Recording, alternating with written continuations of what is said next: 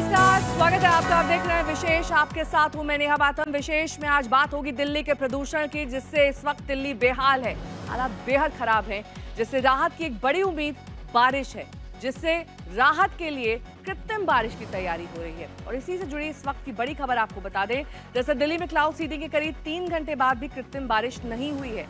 आज उम्मीद की जा रही थी कि शाम तक दिल्ली में बारिश होगी, लेकिन अब तक दिल्ली की जनता बारिश का इंतजार ही कर रही है। राहत नहीं मिली है। क्लाउड सीडिंग के बावजूद अधिकारियों ने दावा किया था कि 15 मिनट से 4 घंटे के भीतर बारिश शुरू हो सकती है, लेकिन तकरीबन 3 घंटे बाद भी बारिश नहीं हुई है। आज दिल्ली और आसपास के हवाई जहाज से 2 राउंड में फ्लेयर्स छोड़े गए, लेकिन अब तक उसका असर होता नहीं दिख रहा है। पहले राउंड में 6 फ्लेयर्स को लगभग 4000 फीट की ऊंचाई पर ग्राउंड लेवल से ऊपर छोड़ा गया और इन फ्लेयर्स की जलने की अवधि 18.5 मिनट थी। इसके बाद दूसरी उड़ान 3:55 शुरू हुई, जिससे 8 फ्लेयर्स को लगभग 5000 से 6000 फीट की ऊंचाई पर छोड़ा गया। मिलन शर्मा मेरी सहयोगी जुड़ी हुई है तमाम जानकारी के साथ। मिलन, देरी की वजह क्या बताई जा रही है?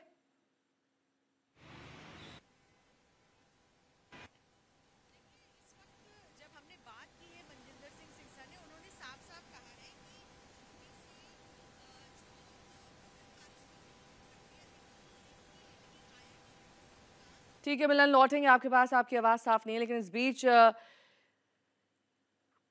इंतजार दरअसल कृत्रिम बारिश का किया जा रहा है, क्योंकि यही अब प्रदूषण से बचने का एकमात्र सहारा दिल्ली और एनसीआर के लोगों को दिखाई दे रहा है। ये एआई जनरेटेड वीडियो आप देखिए कि कैसे क्लाउड सीडिंग की जाती है, उसके बाद केमिकल्स के जरिए ये कृत्रिम बारिश को अंजाम दिया जाता है, जिसके पहले से ही एक्सपेरिमेंट्स और प्लानिंग की गई है।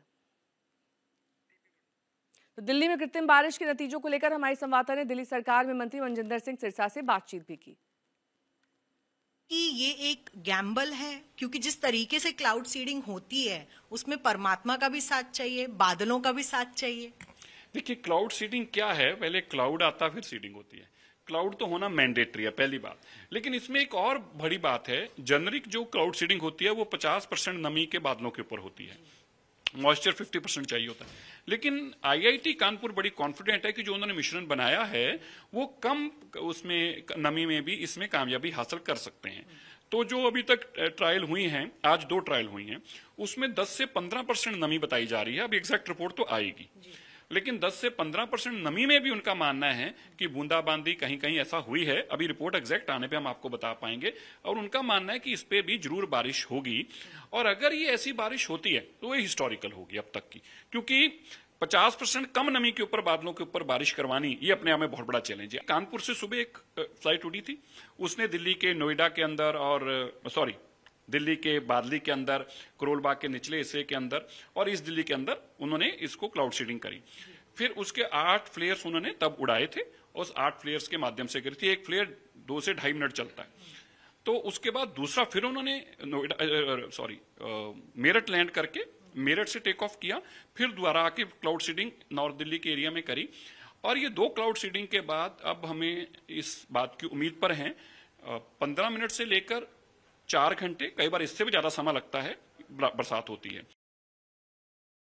मिलन शर्मा मेरी सहयोगी जुड़ गई हैं इस वक्त तमाम जानकारी के साथ। मिलन, जिस तरह से मनजिंदर सिंह सिरसा बता रहे हैं, एक मिनिमम मॉइस्चर परसेंटेज भी क्लाउड में चाहिए होता है, क्या यही एक बड़ी वजह है कि देरी हो रही है? वो परसेंटेज नहीं था बादलों में?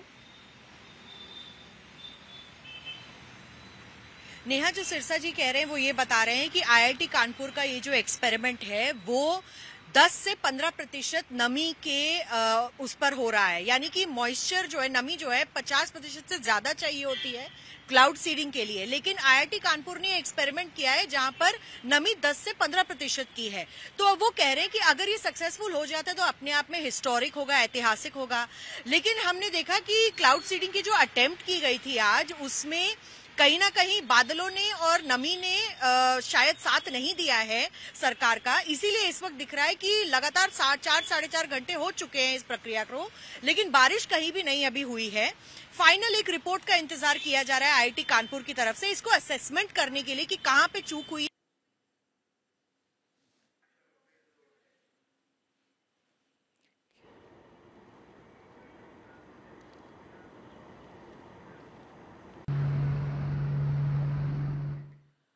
उधर आम आदमी पार्टी कृत्रिम बारिश की कोशिशों को दिल्ली सरकार का फर्जीवाड़ा बता रहे हैं। सौरभ भारद्वाज ने सोशल मीडिया में पोस्ट करी जिसमें उन्होंने दिल्ली सरकार का मजाक उड़ाया। 4:30 बज चुके हैं।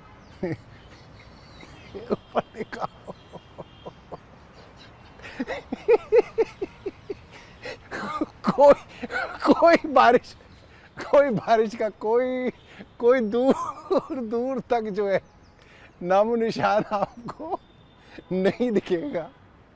और जो एक दो बादल थे वो भी इन्होंने उड़ा दिए। दोस्तों, इनके साथ इंद्र देवता भी नहीं है, बिल्कुल नहीं है। कल शाम को थोड़ी बारिश छठ जब लोग बना रहे थे तो हो रही थी, आपने देखा था थोड़ी सी। इन्होंने सोचा कि बारिश होने वाली है, हम इसके अंदर तड़का मार देते हैं कि हम अपनी आर्टिफिशियल रेन करा रहे हैं। और इन्होंने जब से कहा है कि आर्टिफिशियल रेन हम आज कराएंगे, जो बादल थे वो भी चले गए। आप देखिए दूर तक जो है कोई बारिश का दूर तक नामो निशान नहीं है। और हम बिल्कुल ल्यूटेंस दिल्ली में सेंटर में बिल्कुल खड़े हैं। बिल्कुल प्रवेश वर्मा जी का घर यहीं पे पड़ोस में है, प्रधानमंत्री निवास यहीं पड़ोस में है। भाई ज़मीन में दिखा दो, कहीं ऐसे कहें कि बारिश हुई थी। दिखाई नहीं, बिल्कुल सूखी हुई। देख लो दोस्तों, ये टंकी है और टंकी पे पूरी धूल जमी हुई है, धूल जमी हुई है टंकी पे। कोई एक बूंद बारिश जो है नहीं हुई। तो अब दोस्तों मुझे ऐसा लगता है ये क्या कहेंगे, अब ये डिक्लेयर नहीं करेंगे कि हम बारिश करा रहे हैं, बारिश होने देंगे किसी दिन। और जैसे ही इंद्र भगवान बारिश करेंगे, ये इंद्र का क्रेडिट भी चुरा के कहेंगे कि हमने बारिश करा दी, क्योंकि इंद्र कराएंगे वर्षा और सरकार करेगी खर्चा। धन्यवाद। जिस कृत्रिम बारिश को लेकर दिल्ली की जनता को प्रदूषण से निजात की उम्मीद दी जा रही है, आखिर वो कृत्रिम बारिश होती कैसे है, आइए जानते हैं इस रिपोर्ट के जरिए।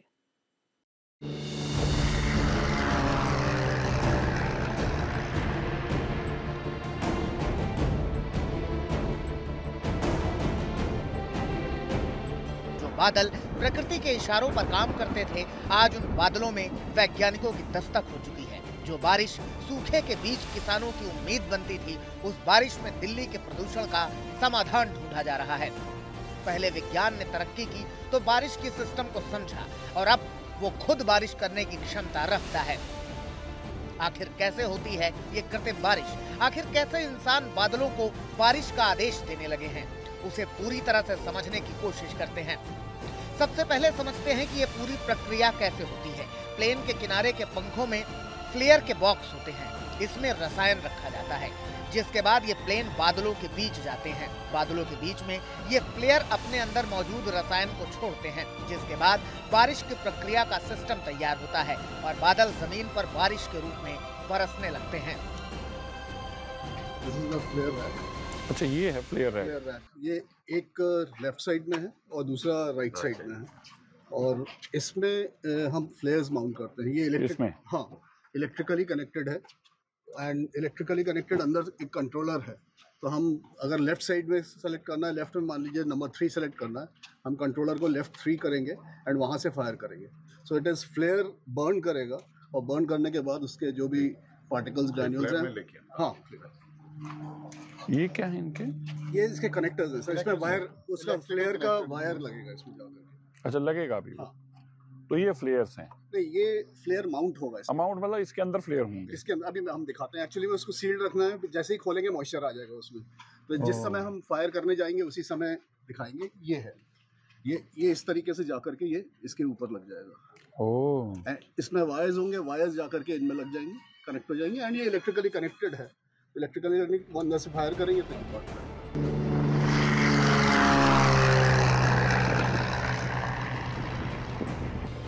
देखिए, बादलों के बीच में कुछ इस तरह से फ्लेयर काम करती है। इसकी 2 प्रक्रिया हैं, या तो बादलों के ऊपर से ये प्लेन उड़ाया जाता है या फिर बादलों के नीचे से। 2 तरीके होते हैं। एक प्लेन जो है आपका क्लाउड्स के नीचे से जाता है और यहाँ से जो है वो सीड्स जो हैं वो स्प्रिंकल करता है क्लाउड्स में। दूसरा जो एक तरीके का तरीका है, वो प्लेन ऊपर से उड़ता है और स्प्रिंकल करता है क्लाउड्स में आर्टिफिशियल सीड्स, जिसमें तमाम तरीके के केमिकल्स होते हैं, जिससे जो है बारिश वो नीचे आती है। सर, हम दिल्ली वाले केस में कौन सा जो प्रोसेस है वो यूज़ कर रहे हैं, क्या अपवर्ड वाला या डाउनवर्ड वाला, उसका क्या रीजन? हम लोग अप ड्राफ्ट यूज़ कर रहे हैं, नीचे से फ्लाई करके यूजिंग फ्लेयर्स हीटेड पार्टिकल्स को क्लाउड में अप ड्राफ्ट में करने के लिए। कैसा प्लेन होने वाला है, कितने इसमें पायलट रहते हैं और कैसे कंट्रोल होता है? IIT कानपुर का हमारा सेस्ना एयरक्राफ्ट है, उसमें फ्लायर डिस्पर्सल मैकेनिज्म भी है ऑलरेडी। उसमें 2 पायलट होंगे, एक main pilot who flies the aircraft, the other को pilot who is also is certified on the same aircraft, but he will be operating the flares. दुनिया के कई देश कृत्रिम बारिश का प्रयोग करते हैं, लेकिन ये बारिश राहत के साथ कई साइड इफेक्ट्स लेकर आती है। आइए उसे समझने की कोशिश करते हैं, आखिरकार कृत्रिम बारिश के साइड इफेक्ट्स क्या हैं।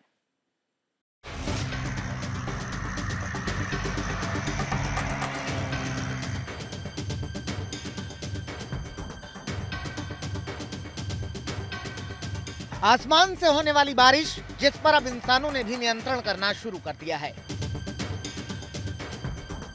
बारिश करवानी हो या फिर बारिश रोकनी हो, दुनिया के कई देश अपनी जरूरत के हिसाब से क्लाउड सीडिंग यानी कृत्रिम बारिश का इस्तेमाल करते हैं।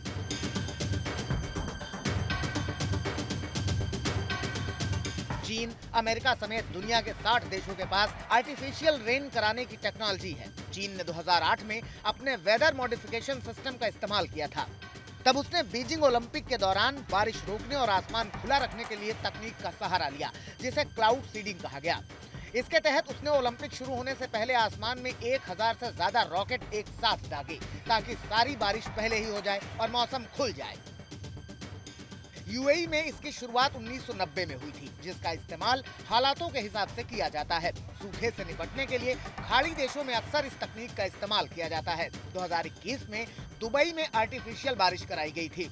उस वक्त दुबई का तापमान 50 डिग्री तक पहुंच गया था। भीषण गर्मी से राहत पाने के लिए क्लाउड सीडिंग कराई गई थी, लेकिन इस कृत्रिम बारिश के साइड इफेक्ट से भी दुबई को दो चार होना पड़ा। पिछले साल संयुक्त अरब अमीरात, सऊदी अरब, बहरीन और ओमान में मूसलाधार बारिश ने जनजीवन अस्त व्यस्त कर दिया। बारिश ने सड़कों, घरों और मॉल में बाढ़ जैसे हालात पैदा कर दिए। ये बारिश देखते ही देखते तूफान में बदलने लगी है। इसकी वजह से दर्जनों शहरों में बाढ़ भी आ गई। दुबई के इंटरनेशनल एयरपोर्ट पर तो 6.26 इंच से ज्यादा बारिश हुई। इतनी बारिश हुई कि एयरपोर्ट पूरी तरह से पानी पानी हो गया। चंद घंटों में 2 साल के बराबर बारिश ने दुबई को डुबो के रख दिया। कुछ एक्सपर्ट्स खाड़ी देशों में आई बाढ़ की वजह को क्लाउड सीडिंग को बताते हैं। जब एक टाइम लिमिट से बहुत ज्यादा बारिश हो जाती है तो उसे तकनीकी तौर पर बादल फटना कहते हैं। बादल फटना इस पर भी निर्भर करता है कि क्लाउड सीडिंग से कितने बादल जमा हुए हैं। अगर बहुत ज्यादा भाप से भरे बादलों में क्लाउड सीडिंग करा दे तो बादल फट सकते हैं। संभव है कि यूएई समेत खाड़ी देशों में इसकी वजह से तेज बारिश आई हो, जो बाढ़ की वजह बनी। इसलिए कुछ रिपोर्ट में क्लाउड सीडिंग से ही बाढ़ आने का दावा किया गया। एक्सपर्ट्स ऐसा भी दावा करते हैं कि क्लाउड सीडिंग का स्वास्थ्य पर भी प्रभाव पड़ता है। क्लाउड सीडिंग से सिल्वर आयोडाइड और अन्य रसायन वातावरण में मिल जाते हैं। हालांकि थोड़ी मात्रा में इनका सेवन हानिकारक नहीं हो सकता, लेकिन लंबे समय तक इनका संपर्क खतरनाक हो सकता है। ये रसायन हवा, पानी और मिट्टी में प्रवेश कर सकते हैं, जिससे स्वास्थ्य संबंधी समस्याएं पैदा हो सकती हैं। कोई भी साइंटिफिक एविडेंस हमारे पास नहीं है ये देखने के लिए कि इसका इम्पैक्ट, क्योंकि हम जब सिल्वर आयोडाइड और सल्फर क्लोराइड जब हम फीड करते हैं तो बहुत सारे स्टडीज आए हैं अंतर्राष्ट्रीय लेवल पे जहां पे इसका प्रयोग हुआ है कि बार बार अगर इन केमिकल्स का प्रयोग किया जाएगा तो उसका असर एक तो ह्यूमन बॉडी पे, जो चाहे हमारे स्किन हो, हमारे आईज हो या हमारी अपनी ब्रीदिंग एक्टिविटी, उसके ऊपर इसका नेगेटिव असर पड़ सकता है। साथ ही साथ सॉइल और वाटर बॉडीज पे भी इसका इकोलॉजिकल इम्पैक्ट पड़ सकता है। तो एक तो ये है कि ये असल में कारगर उपाय है क्या वायु प्रदूषण के लिए, क्योंकि इसका असर जो है ज्यादा से ज्यादा 24 से 48 घंटे तक ही रह सकता है। अभी अगर वो सफल हुआ तो, अगर क्लाउड सीडिंग, आर्टिफिशियल रेन अगर सफल होता भी है तो भी इसकी गुणवत्ता जो है, इसका असर जो है 24 से 48 घंटे तक नहीं रह सकता, और उसका नेगेटिव इम्पैक्ट जो है, उसके जो साइड इफेक्ट्स हैं उसके बारे में बात कम की जा रही है। एक बड़ी चिंता यह है कि इससे प्राकृतिक मौसम चक्र बाधित हो सकता है। जब एक क्षेत्र में कृत्रिम वर्षा की जाती है तो यह दूसरे क्षेत्र में वर्षा को कम कर सकती है। इससे प्राकृतिक बारिश पैटर्न पर निर्भर क्षेत्रों में सूखा पड़ सकता है, जिससे किसानों और प्राकृतिक पारिस्थितिकी तंत्र पर असर पड़ सकता है। साफ है कि कृत्रिम रूप से बारिश आपको कुछ मामलों में राहत जरूर दे सकती है, लेकिन इसके साइड इफेक्ट को भी नजरअंदाज नहीं किया जा सकता। आज तक ब्यूरो। विशेष में फिलहाल रुकेंगे छोटे से ब्रेक के लिए। ब्रेक के बाद भी खबरों का सिलसिला जारी रहेगा। देखते रहिए आज तक।